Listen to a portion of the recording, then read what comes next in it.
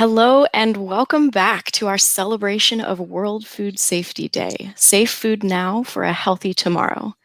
As you may know, this year we at the National Environmental Health Association have teamed up with Environmental Health Australia to explore how food is kept safe in communities across the globe. EHA kicked off the conversation and we are pleased to continue the discussion. My name is Laura Wilde. I'm the Senior Program Analyst in Food Safety at NEHA, and it is my pleasure to have the opportunity to talk to our food safety heroes today about what they do and why it's so important to the health and safety of our communities. This event is being streamed on NEHA's Facebook page and will later be shared to Environmental Health Australia's page. We hope that if you have questions, that you would enter them into the comments section, and we'll do our best to address any questions and as many as we can. It is my absolute pleasure to introduce you to Dr. Hussein Mansour, Chairman of the National Food Safety Authority in Egypt. Dr. Mansour is currently the first chairman of the National Food Safety Agency, which was established in Egypt July 1st, 2017. Dr. Mansour promulgated and has embraced the idea of changing food safety systems in Egypt and the establishment of a national authority for food safety since 2003. He served as the agricultural minister, plenipotentiary, and head of the agricultural office at the Embassy of Egypt in Washington, D.C. for 6 years. Dr. Mansour has over 40 years of experience as an agricultural scientist, former dean of Agriculture College at Ain Shams University, research management coordinator, and educator in Egyptian and Middle Eastern institutions, Egypt, Saudi Arabia, Syria, and UAE. He has a broad experience in international agricultural development programs throughout his engagement with Codex, USAID, FAO, ICARDA, EXED, and a number of other international organizations. In 2016, he was elected as chairman of the Arab Food System Experts. Dr. Mansour, welcome, and thank you for being here today. We thank you for being with you and happy Food Safety Day around all the world. And we're looking forward for more safe food to enjoy it and have the food to be part of our pleasure in life. Wonderful. Well, thank you again for being here. Tell me, what does an average day look like for a retail food safety inspector in Egypt? Food safety inspectors are working in different fields based on the wide scope of functions of NEFSA. For example, we have an inspector at all Egyptian ports, which is about 27 ports, are working on food imports and export. This is part of their daily activity work. And they do physically checks for any consignment and taking samples, inspecting the paperwork, and so on. Others are working on inspection of different type of food establishments, including food manufacturing, retail facilities, slaughterhouses, packaging houses, etc. Third group, investigating compliance and starting legislation actions. Furthermore, food inspectors have to complete different training courses in order to achieve an international level and be confident of doing their jobs. And training is essential part of changing the culture of our food sectors because our main aim for NEFSA is to change the food culture in the country. And the changing the food culture of the inspector is the first phase. Also, there is a technical working group which is working every day on changing and issuing technical regulations. And this is very important part for changing the culture is to have a scientific based documents which is complying with international measures. Wonderful, and it's great to hear that you have such a robust training, and changing the culture certainly is something that's we don't often think of, but really when we're all speaking the same language, even across the globe, what an impact we can have when we're all focused on one thing, which is keeping the food safe. So that's excellent to hear. Can you tell us a little bit more about the kinds of retail food facilities that you inspect? Are there any that are unique to Egypt? We define in the NIFSA law the food business establishment, which is any establishment performing activity related to any stage of processing, production, manufacturing, storage, packaging, wrapping, labeling, importation, exportation, transportation, delivery, offering for display or for sale or to final consumer. The definition also includes fixed, temporary establishment, and temporary one, even for having profit or not having profit, like NGO, which is they are working in food, public or private, permanent or temporary, including ruminant and poultry slaughter houses. That is the food establishment that NIFSA cover. Wow, that's certainly a lot. Your inspectors must be very busy with all of the inspections that they have, especially with those that are for profit and not for profit. So that's Yeah, very impressive. this is single agency in the country because we convey it all the other authority related to food safety to NIFSA according to the law number 1 2017. Wow, so that's quite different than other countries. Some countries have an overarching authority, like Egypt, it seems, and then whereas other countries might not have that, and individual states or local governments might have authority. So very interesting to see that contrast. Speaking of other Actually, organ, sorry, this is actually was the case in Egypt. They have multiple system of food control, especially after harvesting. And we decided, as the government decided, to have the food before harvesting in agriculture, and after harvesting is one single authority, which is NIFSA. I see, I see. And has that system been successful? Do you find that that has great benefits? It has a great benefits because it is no redundancy now. And when there was multiple system, and sometimes we lack coordination among those. Sometimes some of the responsibility nobody will can see, and some of them is then you have a redundancy, and in the same time you have vague or you have missing part of the job. And for examples in packaging houses was lost from the control because it was on the border, but now right now they are under NIFSA and many things like that. Besides, when you have multiple regulation, sometimes you have more than a single piece of legislation that could be contradict. Then you have Ministry of Agriculture, for example, will issue a regulation for meat transportation. Ministry of Health will do something similar or different. Ministry of Industry will do something else. Then at the end, if there is something is a problem, you don't know whom you're going to blame. But if you have single authority, you only can work with one person or one organization. You know very specified responsibility for what is been doing and so on. Well, great. That seems like a good coordinated system, and I imagine that because there's a portion of the establishments that are regulated under agriculture and the other is regulated elsewhere, that you have to coordinate. So, are there organizations that you coordinate with to ensure food safety in Egypt? You see, there is, for example, let us talk about the role of agriculture and the role of NEFSA, which is require complete integration. because we are talking about food before harvesting and food after harvesting.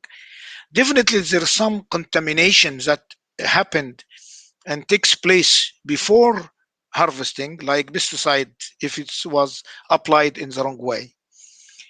You cannot actually adjust for that after harvesting. Then we need to coordinate on that. We need to have very, very strong cooperation about that. Other thing also is related to the rule of SCBS. Let us split SCBS into two terms. S, which is sanitary, and phytosanitary. Then the part of phytosanitary is totally under the authority of Ministry of Agriculture because it protects the live plants. It's phytosanitary, which is it's for the sanitary of the live plants, which is all what could affect the live plant, does not affect the human being. And this is more of protecting the wealth of the country or the plant wealth of the country, and is related more to economic as a return. But if you go to after harvesting, you talk about sanitary, which is the health of the people from consuming food that could be contaminant. In this case, you are talking about people. You're talking about how people should be safe and they're not getting sick from eating contaminated food. Whether that food was contaminated before uh, during the agriculture time or during the planting time or during the handling after harvesting during the processing, then the cooperation with Ministry of Agriculture is very crucial actually for the integration of closing the chain of food along from farm to fork. Other part which is very important in cooperation, which is related to surveillance and the food uh,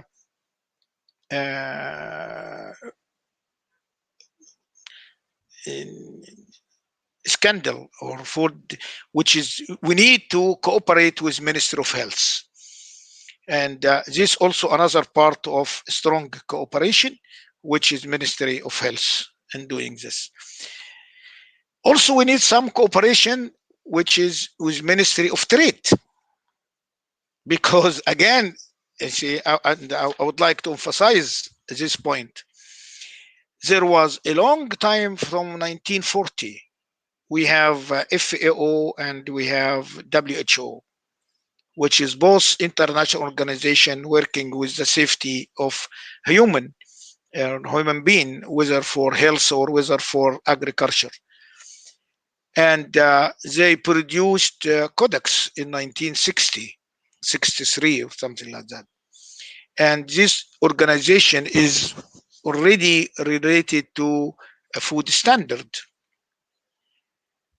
But the major change that took place around the world is when WTO came in the picture with the GATT treaty in 1994-95, and the WTO starting with having the TBT and the SBS, and start talking about compliance between countries. We don't talk about that we need to eat the same quality of food in terms of safety in New York or in London or in Cairo or in anywhere. Then we need to have trade on based on science and based on risk based. Then we need to have equivalent type of food safety standard in all the world. Then we want, as a human being on the earth, we need to eat the same quality of food wherever we are. Then the trade came in the picture, and the trade starting to have influence. And now we are talking in codex that should we consider economic values or not when we consider a food standard. Then the sound of trade as is became also in the picture, and cooperation between NIFSA and Ministry of Trade must be there. Also, another kind of cooperation with we have in Egypt a ministry for we call internal supply, which is related to the untouchable or the uncapable people, to provide them with the base type of food. And in this case, for this is large scale of food that need to be secure, not only to be offered, because we do not want to have food security ignoring the food safety. Then the food safety is part of the food security, and you cannot have secure food unless it is safe. We hope to have the third dimension as well, which is the nutrition. Then actually, if you have nutrition, food safety, and food security, then you have complete the picture for the citizen. Very well said, Dr. Mansour, and it really does all tie together.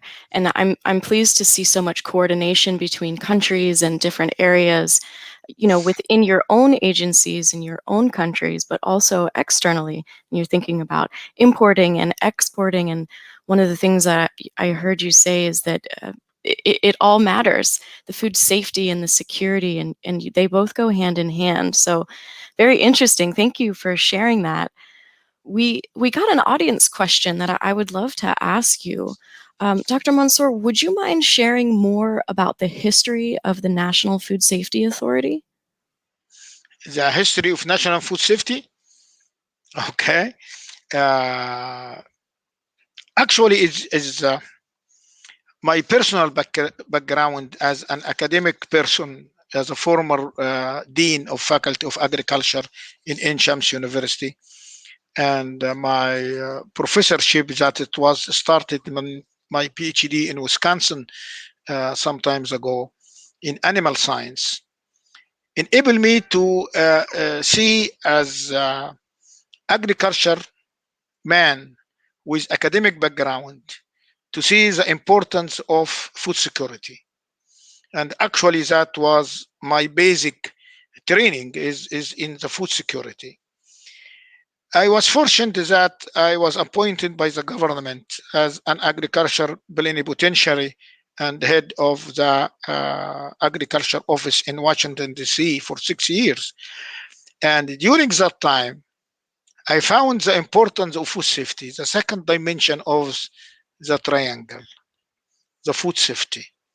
And I looked to my country from being away, and I found that that food safety element is not there as an important part of the food culture. And also, I was involved in codex meetings and FO meeting and some WTO. In my work has something to do with FSIS, APHIS, EBA, FDA. Then I started recognizing that the world are different than what has been going in my country. And I started planning for changing the food safety system in Egypt. I worked there until in 2008. I returned to my country, and I convinced the government at the time that we start a project on food changing the food safety and having a law to establish a single agency in doing that. The journey it took from 2008 until 2017. Then it took 9 years of dedicating work. I published over than 300 pieces of paper in public journals and magazines, indicating the importance of food safety and the importance of changing the culture again of food safety. Over 70 interview on the TV with all the different channels possible. I call this the first stage is shock for the society. I want to shock them that things are not going as it should be. It is not the same like the other countries or the developed country. I would like to see my country like other developed country in anywhere. And at the end, in the first week of January in 2017, the government published the law, which is law number one for creating the agency. And we established there. We started with piece of paper saying that there is a law and we have an organization. Right now, we have close to 2,000 employee in 3 years. We have 27 location on the ports. We have another 25 location allowing different places in the country. We starting having new technical regulation. We have technical regulation for additives, technical regulation for microbial contamination, for pesticide, for veterinary drug, and all of them are on international line. They are exactly complying with what is in United States, what is in Europe, what is in New Zealand, what's in Australia, and guided by codex. It's it's a whole different life, and the journey has not finished yet. We are still growing, and every day we do something new.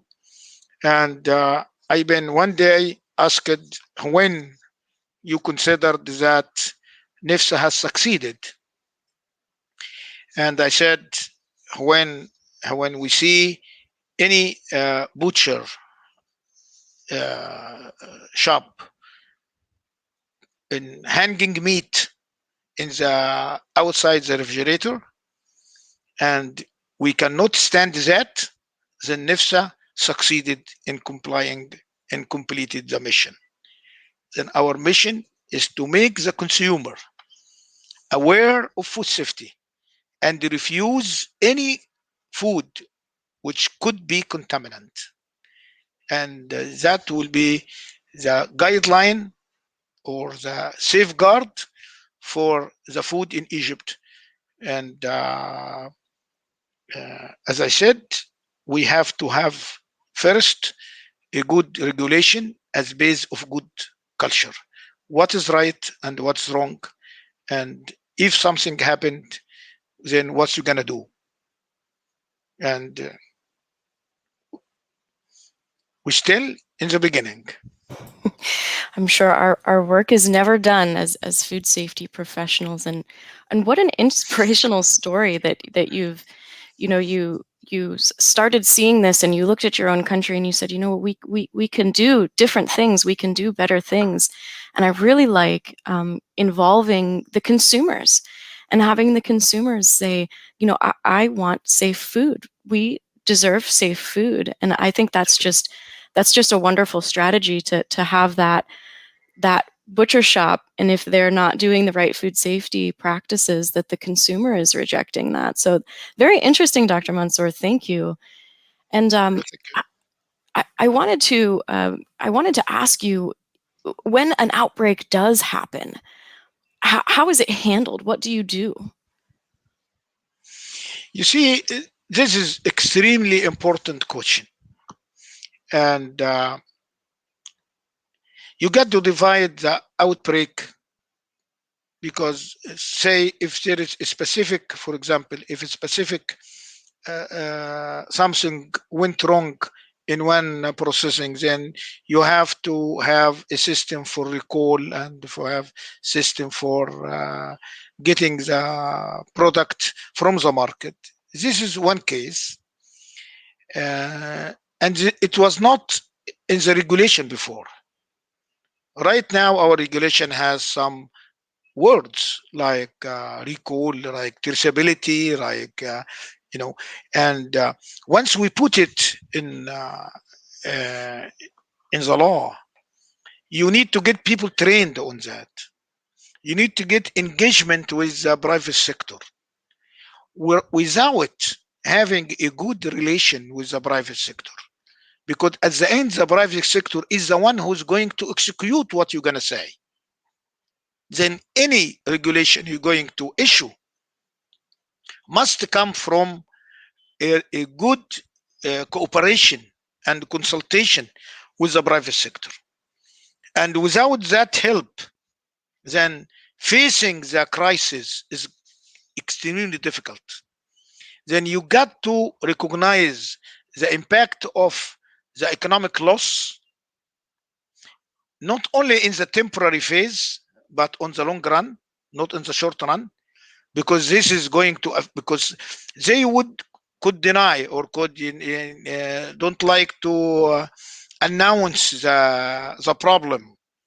Okay, that's why you got to work on more transparent environment between the private sector and between you, and they trust that you are not making for them something you want to fill them in the problem, but you are helping them. And one of the procedures we started with at the end, there was a choice between having a blacklist for the bad people and white list for the good people.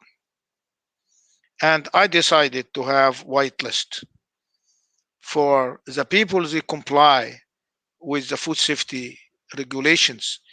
I put them in the white list and announce them on NEFSA internet gate, and this is makes the people more anxious to change, because the change is costly. The change depend on two things: depend upon willing to change, and if there is no need to change, why you want to change? If things going okay, then why I change, right? Then you have to convince them that things are not going okay, and this is wrong, and this is not will continue. Then in order to be on the market, you got to be right, and don't look that you how much you're gonna win or how much you're gonna lose today. Think in the next 10 years how much you're gonna gain. And by this concept, many people joined the journey, and we have a checklist now, a white list for people for processors, and very soon we're gonna have a white list for hotels and for restaurants and so on, and they're all going to be announced. Okay. There is other kind of problems, which is like now for the main horrible thing, the corona. Now fortunately it is not in food, but 10 years or more than 10 years, actually 14 years or 15 years ago, there was a crisis of H5N1. That's a virus for influenza for chicken and poultry. And this crisis, which is it happened in different country. It started from China, came to other country in Europe, and it came to Egypt as well. This needs a kind of different strategy and different uh, cooperation between different agencies. It is not going to be in one single agency. And it has, at that time, I wrote a scenario for having what I called the yellow stage, the orange stage, the red stage, and the black stage. And right now we are in the black stage or for corona, because the disease is transmitted from human to human. Then you need the interference of many authority. One of them, for example, the ministry which is responsible for communication, right? Because lot of work now. You see, you are now sitting in United States. I am sitting in Cairo. We are talking on through the internet. Then, if we do not have a stable internet, we cannot have this meeting. Okay, a lot of now of the courses in the schools are offered by the internet. Then you see, we are talking about crisis for a virus, but now we are talking about internet.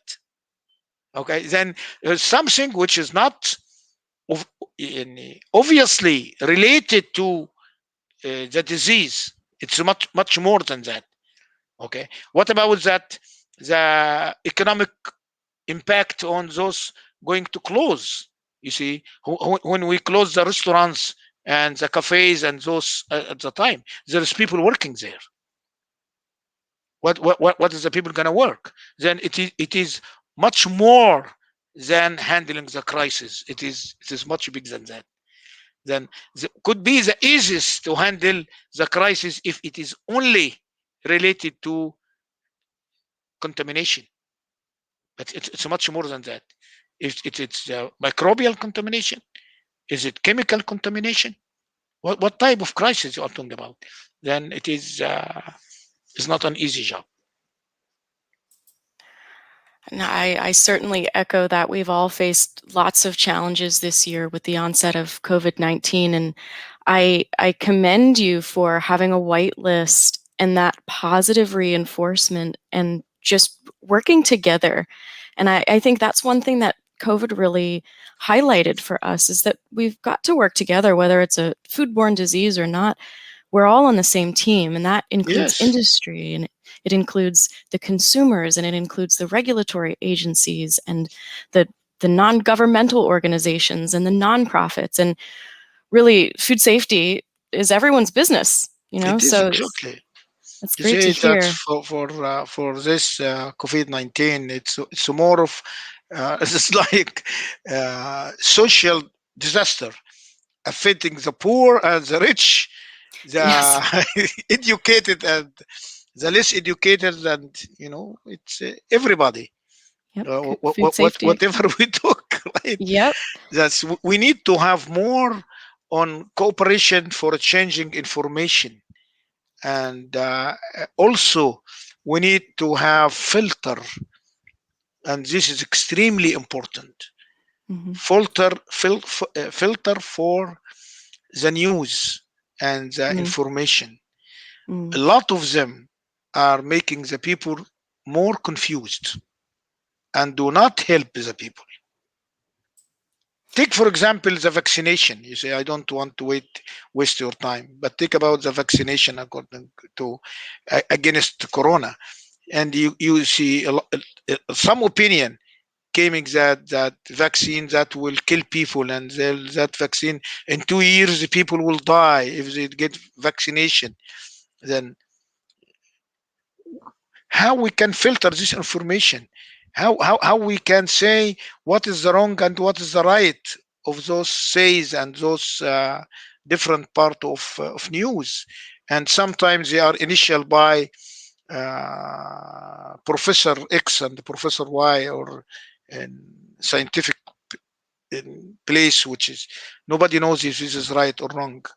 Then with the all advantage for the internet, it has also problems on in distributing and more infusion for wrong information that could Hmm. cause a lot of problems than solving the problem.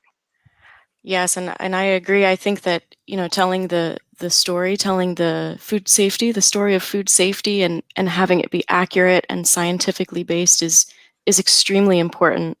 So thank you. And Dr. Mansour, we're ending we're nearing the end of our time today, but I feel like I could talk to you for much longer.